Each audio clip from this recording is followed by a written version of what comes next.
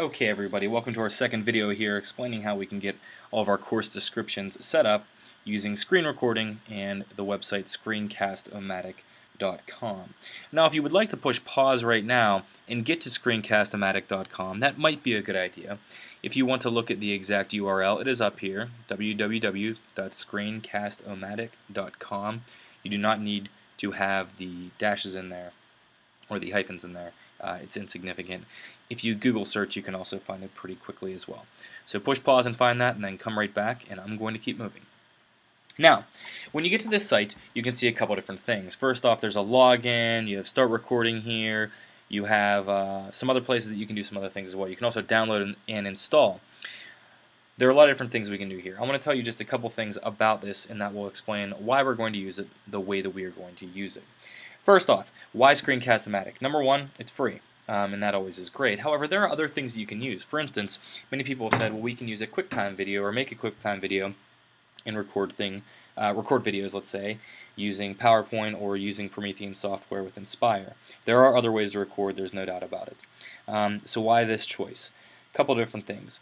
Number one, if you are using any type of recording on your screen, it can record in that. So what I mean is this: if you're using a website and you want to record yourself going through something on a website, you can use Screencast-O-Matic. If you're going to be recording something from a PowerPoint, you can use it, or you can use both, to be quite honest with you as well. The other option that you have here that really makes this nice is for those of you who use a Promethean board. You could actually record your Promethean lessons as you're doing them with Screencast-O-Matic, and it will pick up what you're writing on your board with your Promethean pen. That's a nice little positive right there as well. A second thing, it's very easy. This is not something you're going to need to spend much time working with. Once you do it once, I'd be surprised if you need help again. It really is that straightforward and simple. Now, it's free. That means there's negatives, obviously, because if it sounds too good to be true, it sometimes is. With this, I will say, though, the negatives really aren't that significant. Number one, we'll come to the uploading options you have to YouTube towards the end. It doesn't let you upload as unlisted. I'll explain that later on if you don't know what that means. Second, it will leave a watermark in the corner, so at the bottom of your video, somewhere around here, it will say something along the lines of video recorded using screencast-o-matic.com. It's pretty small and minor. I don't think it's a big deal. And third, there's a 15-minute time limit for your videos. You cannot exceed 15 minutes. That may sound bad to you, but I want you to consider this. If your videos are going to exceed 15 minutes, how much attention do you expect to get from them unless they're super engaging? And the reality is it's pretty hard to do that. Raise your hand if you agree. I probably got you to raise your hand. That means I'm engaging you a little bit better than I might have. If I didn't get you to raise your hand, that means you're not really very engaged. Point proven. Now, let's talk about some features here with Screencast-O-Matic and how it actually works. What we're going to do is just start recording. If you want to download and install, you can. I did that, so whenever I start recording here in a minute, you'll see it show up over here in my dock. But you do not need to do that. One other thing that I want to point out to you, some of you may be at a screen that looks more like this, and it's telling you that you're missing some sort of a plugin. You may need to install Java, or there might be something else you need to do. Whenever I first activated this on Safari, I had to click on inactive plugin right here, and it allowed me to open it up and it started working. The other thing that will happen is the first time that you use this, it may take some time to prepare on your computer, so don't panic. If it seems like it's taking too long, what I did when I tested this on another teacher's computer is we just quit out, came back in, and did the same exact process again, and it went through much more quickly. So if you run into those things, you can just use that methodology. So let's click on Start Recording here, and what will it do? It will probably show you the screen that asks you if you want to run this application. I'm going to put Don't Show This Again just so that I don't always get it, and then push Run.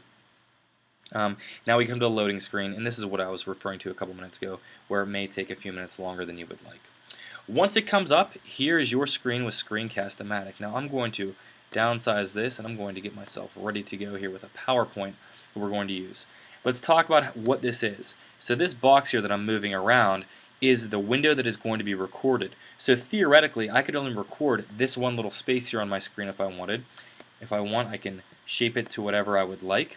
If you want it to be a specific dimensions, let's look down here at this menu and I'll tell you all about it.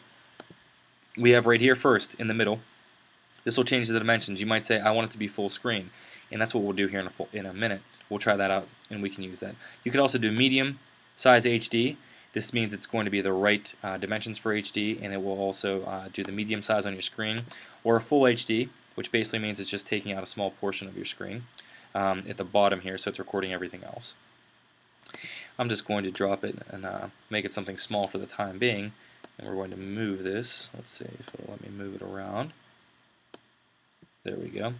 And if you click also on the lines, it'll let you move it to different locations on your screen.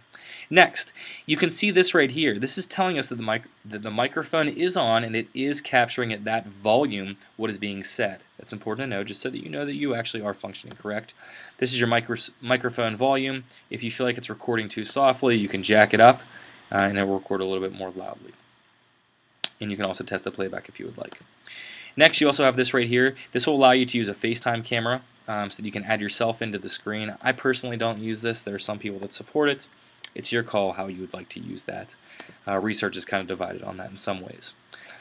Next, whenever you're ready, we're going to start pushing record. Now, what I would do if I was you, since you want to use a PowerPoint screen, is I would switch it to full screen,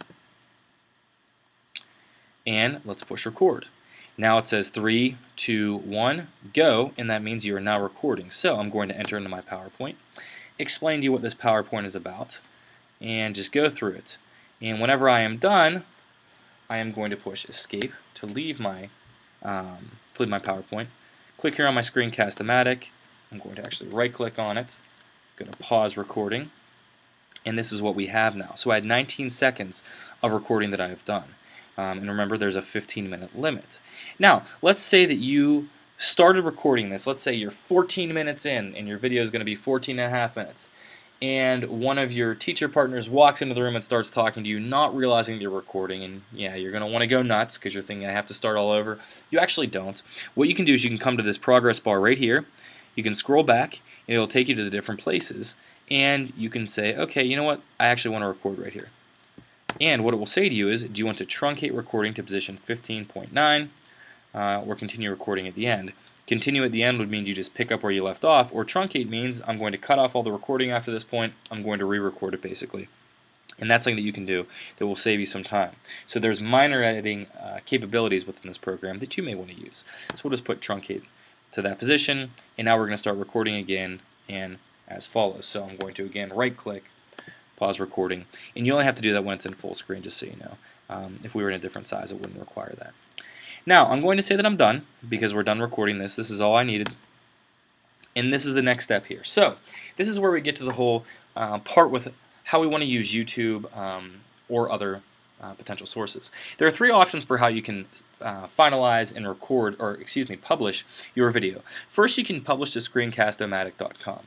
I previously did this with a different program where I was using their server, and I didn't like it for a couple different reasons that I'm not going to get into, so I don't do that anymore. You can publish to YouTube, which is what we're going to do, or you can publish to a video file. This would save it as a QuickTime MP4 file. There's nothing wrong with that. Well, I shouldn't say there's nothing wrong with that. It's not a bad way to save your videos. However, it's a large file size. It's not as easy to share as using YouTube, and that's why we want to use YouTube.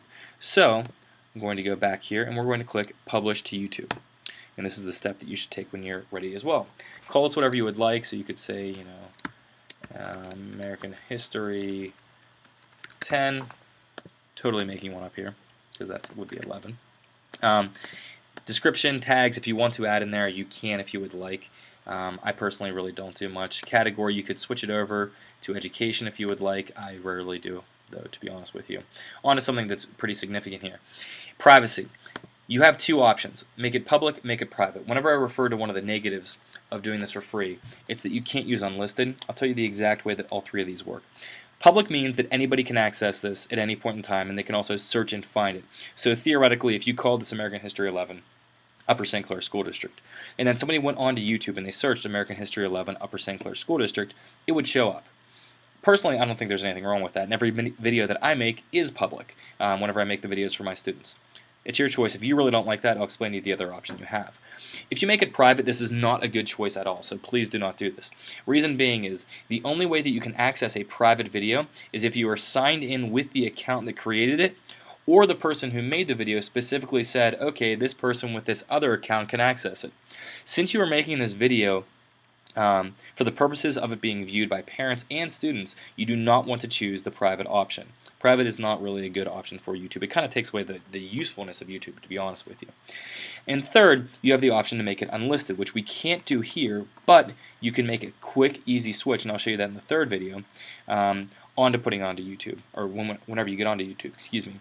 What unlisted will do is it will make it so that anybody can access the video who has a link to it, or who goes to a site where it's embedded onto a page. However, it will not show up in searches.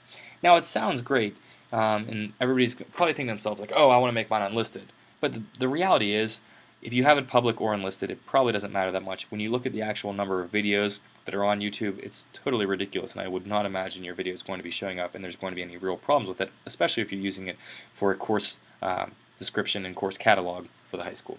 Nonetheless, those are your choices. For now, let's choose public for sure, and if you want to change it to unlisted, I'll show you how to later on. Captions I never really deal with, and sidebars I don't deal with as well, and I'm going to leave the options as they currently are. Now, the next step would be to add in your YouTube account, which you're going to have to do since you recently just created that account and you have not yet used this. So you'll go to Add. It'll say Launch Web Browser, and then it's going to ask you to sign in with one of these accounts. So I'm going to choose this tech one that I created here a little bit ago. It will then ask you permission to access the account. I'm going to push Allow Access. Okay, so once you've done that, it'll then say got successful authorization for account if you come back to your Screencast-O-Matic window. And then it says remember on this machine. I'm going to push no because I don't want it to, and then push continue. For you, I'll just leave it as is. Next step is you just push upload to YouTube, and it's going to go and do that work for you. So now you have this uploading occurring, and you are in good shape now for this. So this is the end of this video showing you how to use Screencast-O-Matic. I hope that was clear to you. The last video will be pretty quick, and it will show you how to share the video from YouTube.